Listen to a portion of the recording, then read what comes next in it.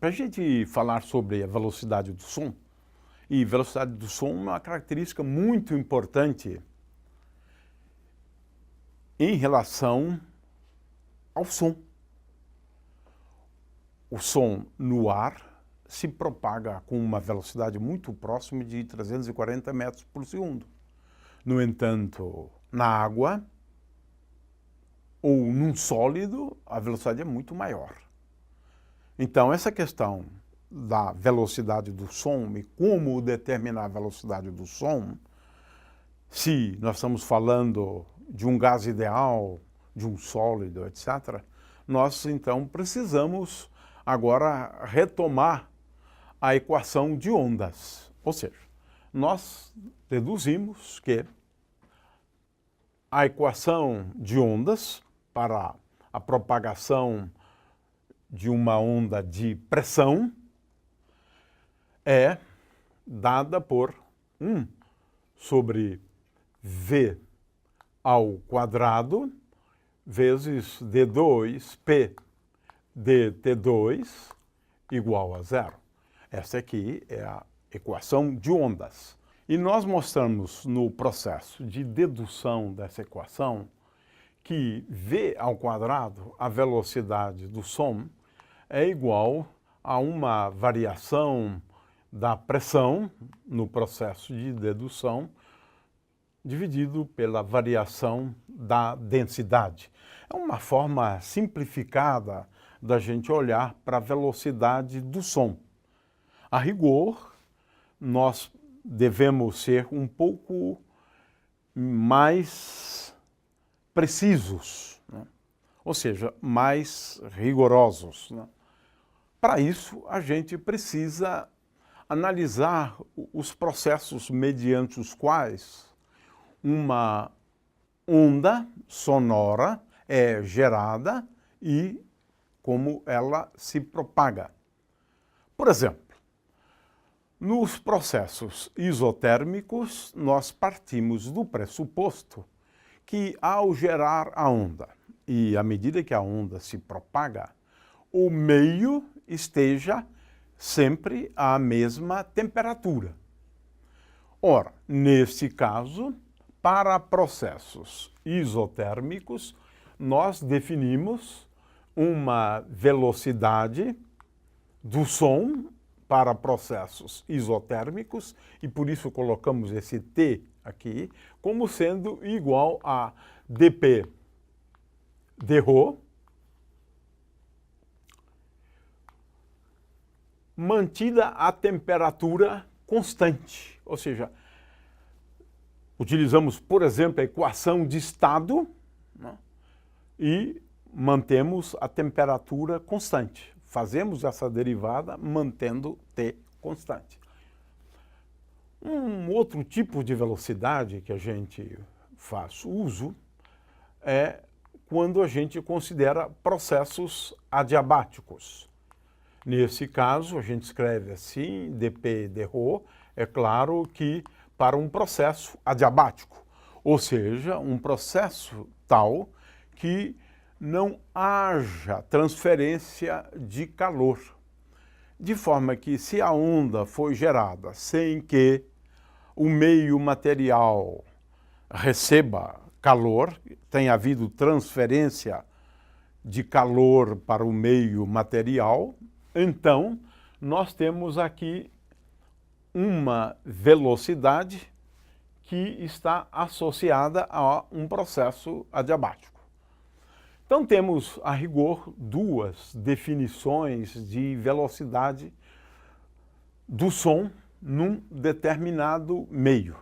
Vamos começar com gases ideais para a gente entender isso aqui um pouco melhor. Ora, no caso dos gases ideais, a equação de estado se escreve assim: P é igual a ρ vezes Kt sobre N, sobre M. M é a massa das moléculas que compõem o gás ideal. De forma que esta é a equação de estado. Quero lembrar que aqui originalmente nós tínhamos N sobre V.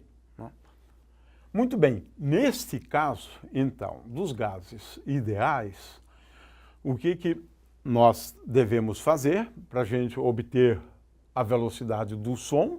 Muito bem, para temperatura constante, mantenho a temperatura constante, portanto, V, a temperatura constante, é igual a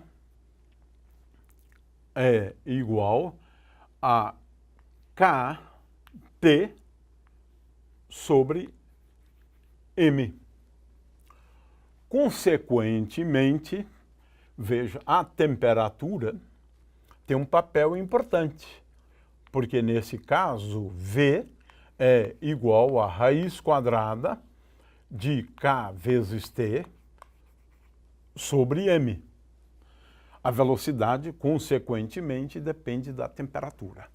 Agora, aqui nós deduzimos para um processo isotérmico.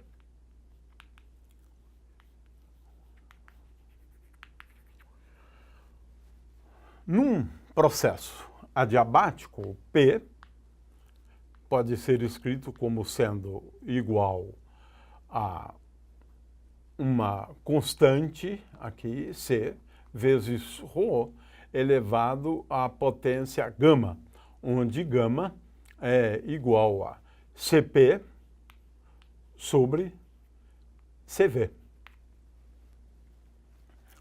Muito bem, então, neste caso, por outro lado, dP dρ para processos agora adiabáticos, né? dP dρ é igual a essa constante, C, vezes ρ elevado a gama menos 1, vezes gama. De forma que agora, aqui, eu posso multiplicar por ρ e posso dividir por ρ. Portanto, neste caso, nós temos o quê? Nós temos que a velocidade para processos adiabáticos, a velocidade ao quadrado é igual. O que temos aqui agora é a pressão, então é gama vezes a pressão dividida por ρ, pressão dividida pela densidade. Temos, portanto, num processo adiabático, uma velocidade que é dada por essa expressão. Se eu tenho um gás ideal e o processo for adiabático, então vamos olhar aqui, P sobre ρ é igual a KT sobre M. Veja que agora a velocidade para processos adiabáticos é tal que gama, agora eu estou falando de um gás ideal, gama, vezes P sobre ρ, mas P sobre ρ é igual a KT sobre M. Portanto, nós já havíamos deduzido que esta aqui é a velocidade associada a processos isotérmicos. Concluímos, portanto, que VA ao quadrado é igual a gama vezes VT ao quadrado. Ou seja, VA é igual a raiz quadrada de gama vezes VT. Faz diferença, portanto. Ora, vamos considerar agora o ar, né? As ondas sonoras que se propagam no ar. O ar podemos entender como sendo um gás ideal. A questão é qual velocidade nós vamos utilizar para o caso do ar? Newton entendia que seria um processo isotérmico e ele errou no cálculo da velocidade do som do ar. Posteriormente, esse resultado foi corrigido quando se entendeu que o processo é, na realidade, adiabático, ele não pode ser isotérmico. Tudo acontece muito rápido, não há tempo para a termalização do meio. Consequentemente, a expressão correta para a velocidade do ar é esta aqui, né? Ou, se quiserem, esta aqui, né? De forma que a velocidade, de qualquer maneira, do som no ar, e vamos, na realidade, ficar por aqui, talvez possamos comentar um pouco mais no caso de sólidos, né, e líquidos, mas o fato é que V, para o caso do ar, né, é igual, aí precisamos determinar, né, o valor dessa constante para o ar, né? Ele é composto por várias moléculas, precisamos estender isso aqui para várias moléculas, né? Mas, de qualquer maneira, o que se prevê aqui, né, é que a velocidade do som no ar, ele é uma constante vezes a raiz quadrada de t. E, de fato, é isso que se verifica. Por exemplo, a velocidade do som no ar para temperatura de 0 graus Celsius é de 331 metros por segundo. A 20 graus Celsius, essa temperatura, que é de 293 graus Kelvin, essa velocidade já é de 340 metros por segundo. Então, a velocidade do som no ar depende da temperatura. Depende com a raiz quadrada da temperatura. E isso se verifica, de fato, experimentalmente, né? E agora, com respeito a sólidos e fluidos e assim por diante. Ora, agora nós vamos voltar, né, às nossas constantes, né, compressibilidade e elasticidade do meio, e vamos lembrar, então, agora esta nossa expressão aqui, inicial, né, e vamos fazer o seguinte, vamos escrever agora a velocidade, nesse caso, como sendo igual a ΔP dividido por Δρ, né?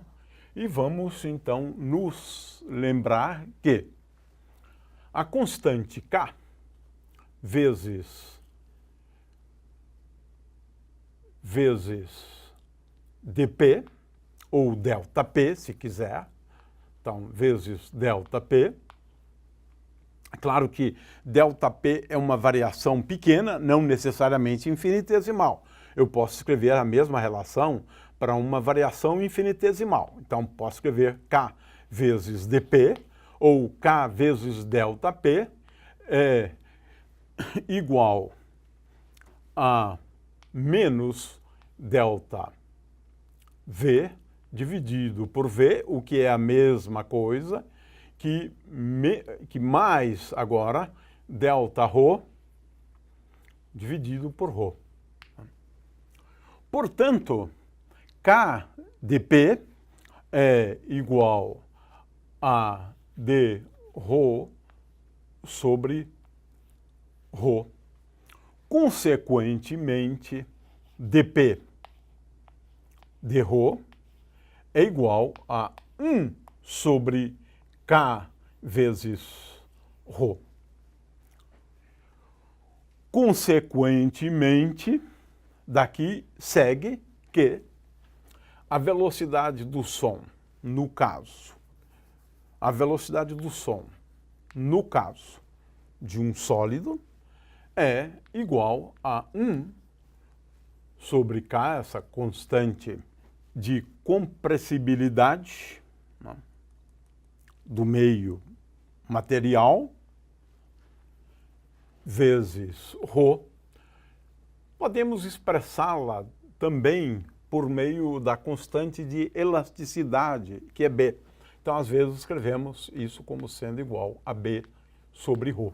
Consequentemente, V é igual a raiz quadrada de 1 sobre K vezes ρ, ou, o que é a mesma coisa, igual a raiz quadrada de B sobre ρ.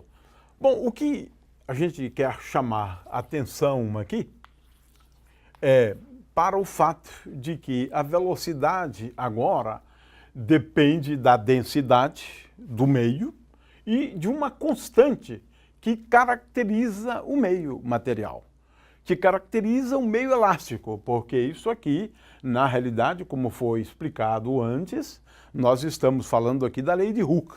Consequentemente, em geral, nós podemos escrever tanto para líquidos quanto para sólidos a velocidade em função da densidade e de uma constante. E essa constante é uma constante que caracteriza o meio material.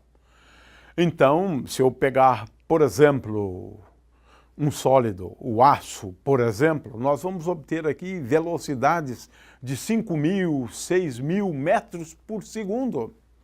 De forma que, dependendo do meio, essa velocidade do som pode ser muito alta, muito alta. Estamos falando aqui de velocidades de 15, 20 vezes maior do que a velocidade do som no ar. E assim, temos aí uma tabela de valores da velocidade do som para diferentes meios materiais.